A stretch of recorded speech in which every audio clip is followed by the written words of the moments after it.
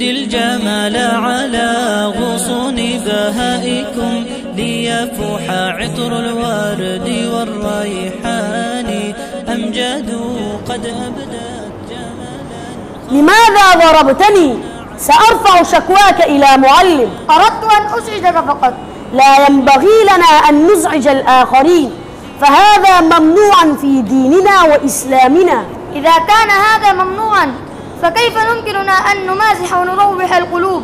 يا أخي، المزاح ليس ممنوع في الإسلام، ولكن الله منعنا أن نؤذي الآخرين، حيث قال: والذين يؤذون المؤمنين والمؤمنات بغير ما اكتسبوا فقد احتملوا بهتانا وإثما مبينا.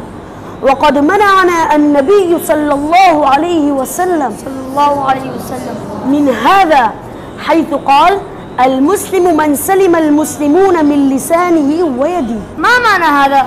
المعنى أن علينا ألا نؤذي أحدا باللسان أو باليد، وهذا هو مقتضى الإسلام. جزاك الله خيرا على ما أخبرتني وعلمتني. إن شاء الله لن أؤذي أحدا بعد اليوم.